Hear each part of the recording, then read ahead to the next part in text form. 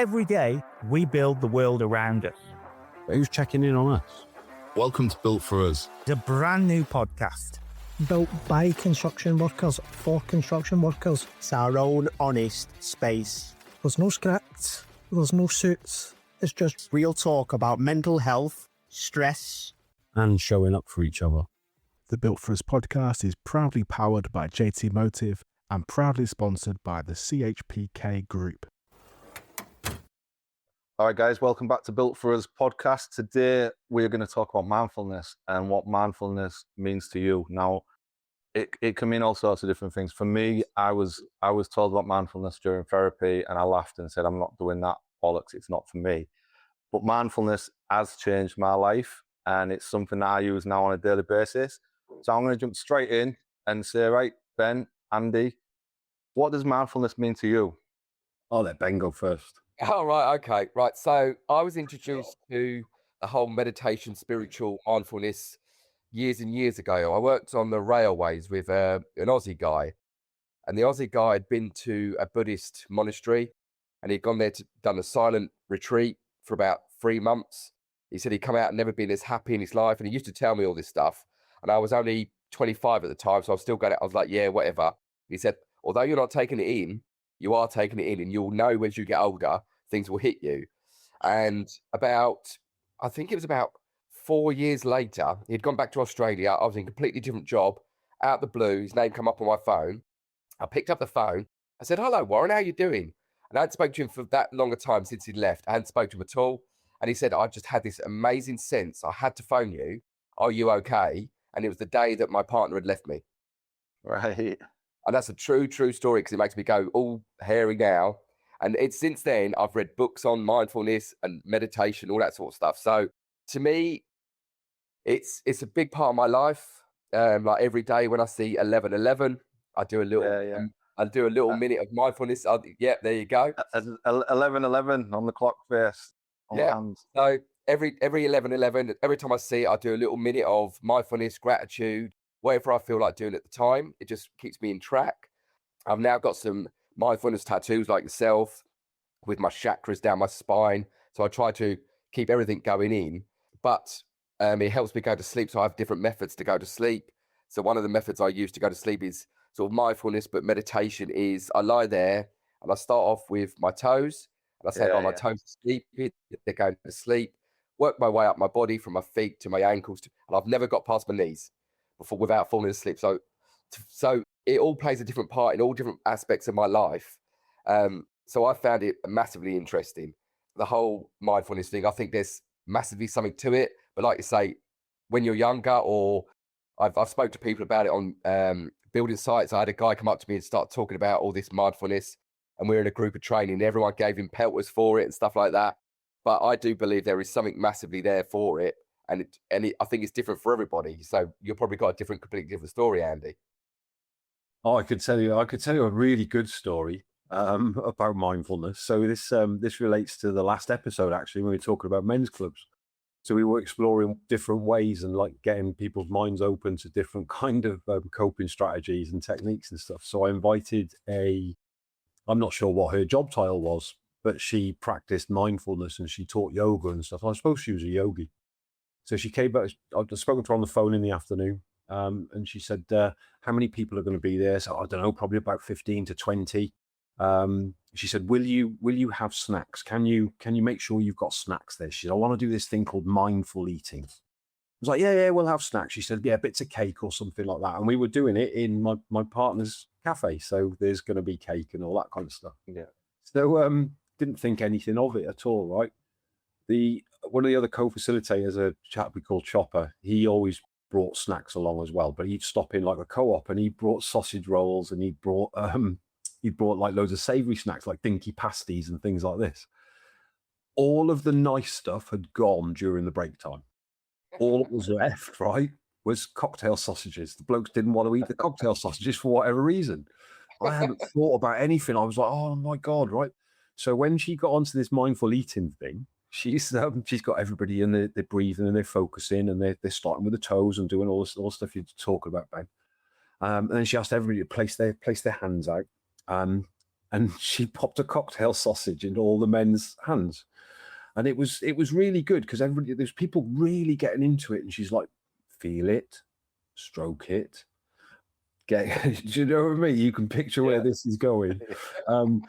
Feel the texture. Can you feel the temperature? Notice the temperature. And the guys are, you can see them nodding along, and then she's like, just pop it in your mouth, roll your tongue around it, and it just descended. The next thing, there's shoulders going, and everybody was quite tightly packed in there. The next thing, it just descended into chaos. But the funniest thing was she hadn't realised why it was funny, because she's obviously practicing mindfulness, and we've got 20 blokes in there caressing their tongue for little cocktail sausages.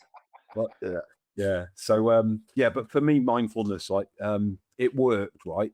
It worked in that instant because people were thinking, and you remember the reasons why we got into the main gang. It had taken them out of everything that was going on, in all the frustrations and stuff that was going on in life. They were concentrating on those sausages just because it ended up laughing.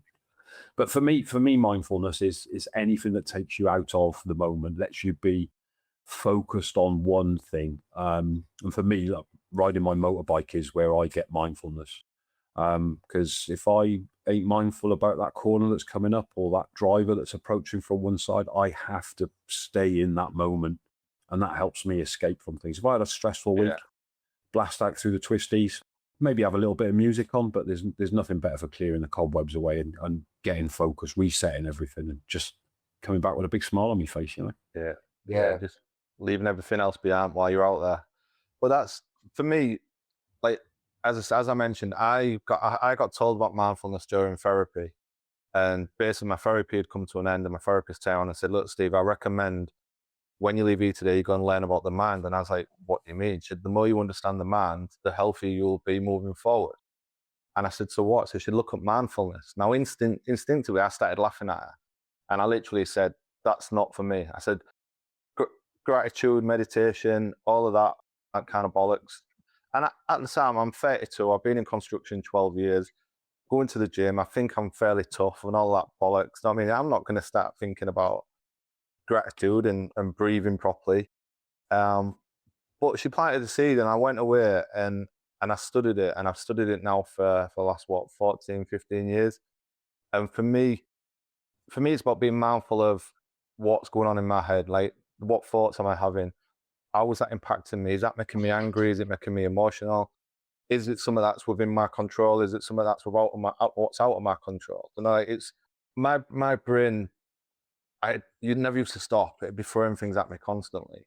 Yeah. But then you mentioned meditation, but I started meditating. And I remember the first time I started, I tried sitting there, legs crossed, fingers like a Buddhist monk, and I remember laughing to myself after about 2 minutes, thinking, what is this bollocks? What am I trying to do? You know, like, 'cause my brain just wouldn't. Yeah. But the mind did it, and the mind breathed, and the mind just focused on, literally try to focus on nothing. But then when them thoughts did pop in, I'd ask myself, why am I thinking this? Like, what is this benefiting me? And for me, that's where my mindfulness journey began. And now I can literally say that my mind is fairly still. Like, it's not going 10 to a dozen like it used to, because I've learned to accept what's going to work for me, what's not, what I can do, what's in my control, what's out of my control. So that anxiety and the depression that I used to live in, using mindfulness, it helped me control it, helped me lift it. And like I say, I do meditate twice a day for 10 minutes. I do practice gratitude every morning. I do make sure I breathe in through my nose and out through my mouth and keep myself grounded.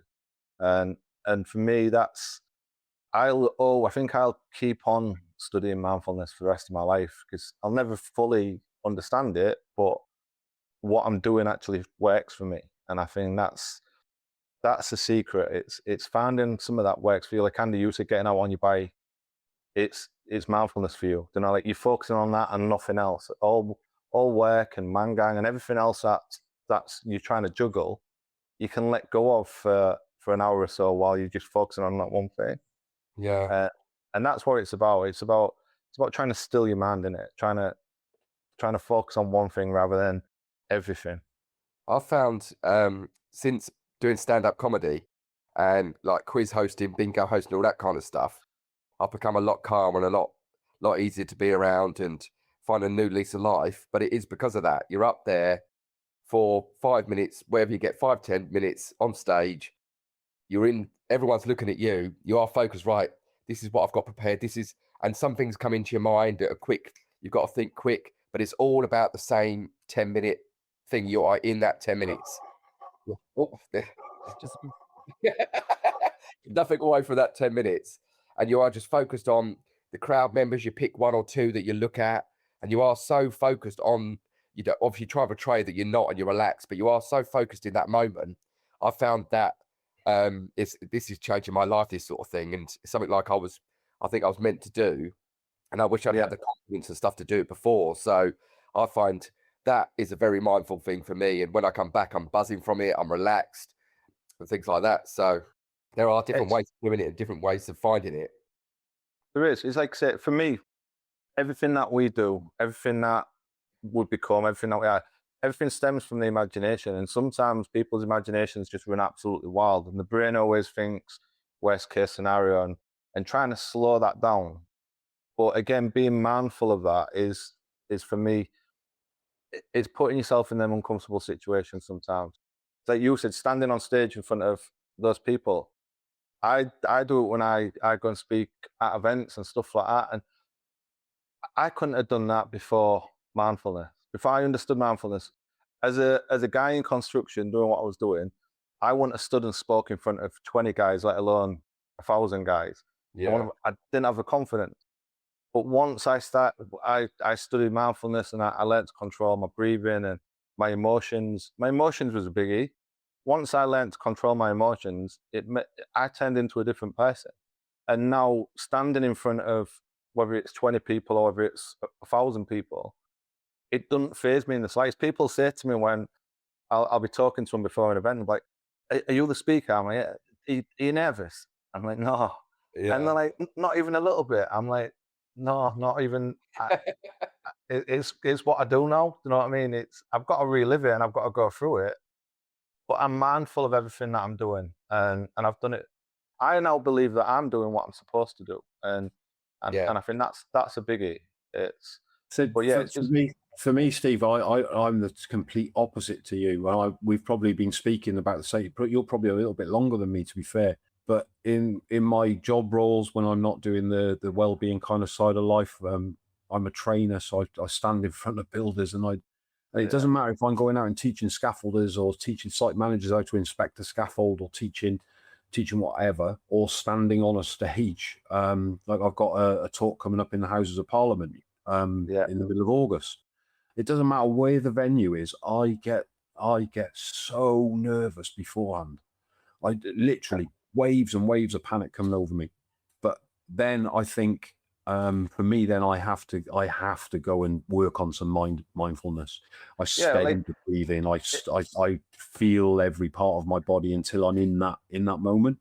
It's like you've done it numerous times now, and every time you've done it, you've got through it, and the reaction's been really, really good. It's been positive. So you know that you once you're up there, you're fine, but then you're kind of torturing yourself in the build up to the next one.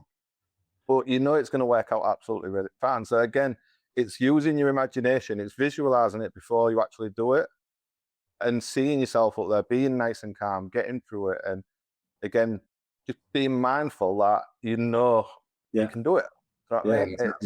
And I think that's what's worked for me. Like I used to get really, really nervous. The first few years when I was only doing them like every other month or one or two here and there, I'd get really nervous, whether that was on site to a lot of construction guys or whether it was an event that I'd been booked for and there'd be a lot of round tables and loads of managers and team leaders. I'd be sweating, I'd be bright red, I'd be nervous. Whereas now I visualize myself doing it before I'm even there. And then that kind of keeps me grounded, and I see the outcome, and I know that when I finish, people are going to open up, and people who have been struggling for a while are gonna talk about their own struggles. And yeah, for me, I've convinced myself that I'm doing what I'm supposed to be doing. Because if I can save one person, it's worth me being stood up there. So that I think that anxiety has gone away now because of me being mindful of what I'm doing and believing that I'm doing what I'm doing everything happens for a reason. Like, we're sat having this conversation for a reason. Somebody's going to be listening to this because they're supposed to be listening to it, and they're going to go away and they're going to start practicing mindfulness. No, I mean, it's everything happens the way it's supposed to happen. Yeah. I went to a live show because Ruby Wax brought out a book. She does a lot of mindfulness and stuff. So she Yeah. did a book about with a neuroscience, a monk and herself. So I went to watch the live show, and one of the things she said is always stuck. Oh, did you? Yeah, it was incredible. Mate, amazing. Head, the thoughts are always going to be in your head. Like a train is going, foop, foop, foop, and you think, oh my God, I can't cope with them. But if you slow that train down, you can choose which carriage you want to be part of, and just let the other, just let it go past. Let it go past until you. And I've always thought that now. Once I'm going, oh, wait a minute, these are negative thoughts. These are thoughts I don't want, but they're thoughts. They're not actions. They're not anything. They're just thoughts, and you can let them pass. I've always sort of listened to that. When I'm going mad, I do think like that. It's imagination. We all live in our imagination. Do you know what I mean? Yeah. And the brain always goes to most time goes to worst case scenario. So like if you've got a job interview or something, you're always fearing the worst. You know, like you never think fearing the best or seeing the good outcome. It's always going to be this. If the manager pulls you in the office, you always believe it's because you've done something wrong. It's not because he's going to praise you. It's because you always think the worst case scenario. But it's just about tuning that imagination and like as you said, using it to calm it down. Like I said with the trains, they might be going 100 miles an hour, but you've got the power to control that and stop it. It's like I'm a trained hypnotherapist. I use that a lot, like to slow people's minds down. I'll get them to sit and visualize in their own mind, and it makes all the difference. But it's like I said at the beginning, it's being mindful of your thoughts, how they're making you feel. Are you anxious? Are you angry? Are you frustrated? Is it in your control? Is it out of your control? And if it's out of your control, then push it away. Use your imagination. You don't need it. Yeah. But then if it's something that is within your control and it's creating anxiety, then first of all, ground yourself, breathe. Use mindfulness to feel your breath and how you're feeling in the moment. Are you tense? Are you waking? Are you stiff? Are you sweaty?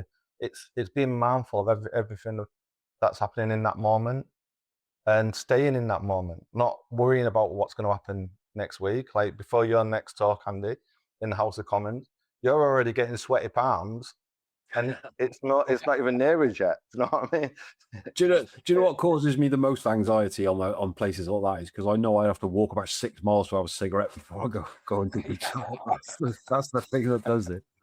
But that's just circle back to the Ruby Wax thing there. That show, there was something in there that stuck with me, and it was the Buddhist. I forget his name now. I'm doing a disservice here.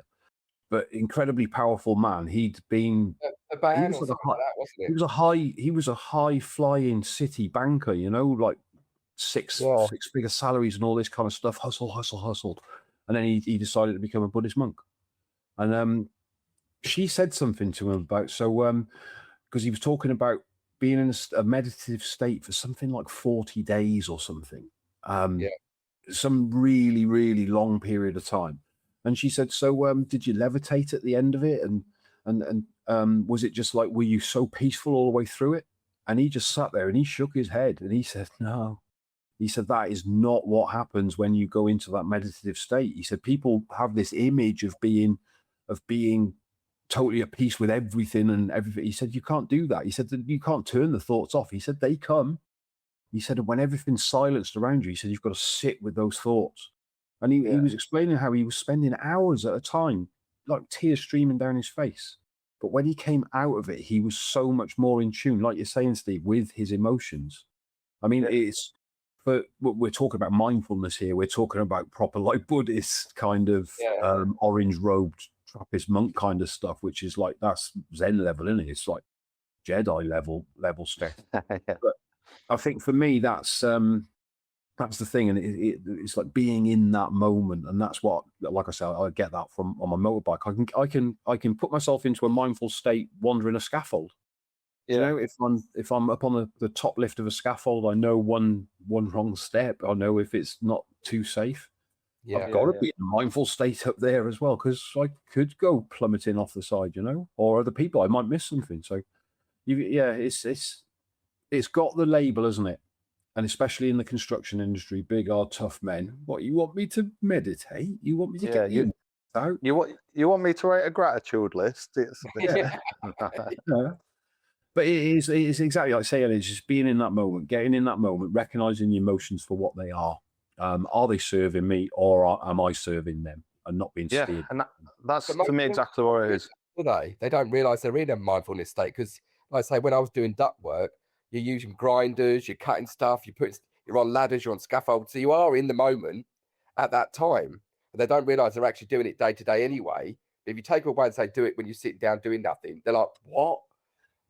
And this is something in the world of work. Is a lot of blokes won't go to a doctor for something wrong with their mental health because they're worried that they're going to get sent home and they're going to have, like, I don't know, 2 weeks off on a sick leave or whatever, or self-certified, because work is where they go to be mindful, because they have to concentrate. You know, they're not going on autopilot. They've got to concentrate, and it's the break from the stuff that troubles them. So it's it's a really, really deep conversation in it, mindfulness, and it's different for everybody. But the fundamentals of it are be aware of what's going through your mind and how is that impacting you as a person, you know, and if it's within your control, if it's out of your control, how does it make you feel?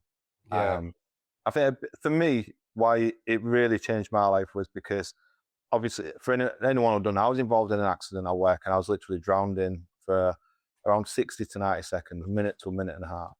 But for me, that was my trauma. Like, I suffered PTSD and flashbacks, and every time I fell asleep, every time I smelled water, I was back in that trench fighting for my life, not knowing where I was. And what I learned to do using mindfulness and meditation was self-hypnosis. I'd get myself nice and relaxed. But I imagined, instead of screaming and panicking like I am in my nightmare, I imagine myself sat like a Buddhist monk, telling myself nice and calm, just completely calm, and telling myself, "You're all right, Steve. You get through this." Yeah. And the more I reimagined it differently, the more the anxiety, the PTSD, all the flashbacks, over a period of time, it stopped. And now I don't see myself panicking in that trench no more. I see myself sat nice and calm. And I think I've used that with a lot of clients who've gone through trauma and who suffer from PTSD. Take yourself back to that trauma and just imagine it differently, because your brain doesn't know the difference. Rewrite it. Your brain doesn't know the difference. And again, that form of mindfulness can help so many people. You know, like, we are who we are, and I am who I am because of everything I've gone through. But you can rewrite yourself. No matter what you've done in the past, you can move on from today and be the most confident person in the world. You've just got to use your mind and be mindful of that. You know, like, a lot of clients will say to me, "Oh, I've just got no confidence," and I'm like, "Who said you've got no confidence?" And they'll be like, "Well, me." I'm like, "Well, stop telling yourself that then, and tell yourself you're confident." Don't you? Yeah. It's all about being mindful. I've often had a conversation with myself in the mirror when I was going through, like, a bad time, thinking, "You're okay. You don't need to panic so much about this. You're actually okay. This is your mind doing this. You're okay," sort of thing. And I've done it lots of times, like I say, before interviews, and you're going to do what, Ben. And I bet you feel better after doing it. 100%. 100%. My wife can hear me. She thinks I'm mad, but I sound like, I know she took it up after me and done it after me, just when I wasn't there. But it's one of those things that, like I say, anything to try and rewire that negative thought of whatever it is. Like I say, with PTSD, negative thoughts about anything. So I used to get real stomach troubles, and I was really scared to go on trains or go anywhere where there wasn't a toilet or anything. And I used to panic so bad, thinking, "What am I going to do? What am I going to do?" And I'm thinking, "What are you panicking about? You're fine. It's absolutely nothing's ever happened. Nothing's going to happen. You're fine. Just relax." So you really have to go, "I'm okay. I'm just going on a train. It's 20 minutes. It's 20 minutes up the road, and I'm getting off, and I know there's a toilet there if I need it," sort of thing. And by the time I get there now, I don't even think about it. And to be fair, your brain's thinking worst case scenario. What is the worst thing that could happen? Yeah. Myself, Yeah.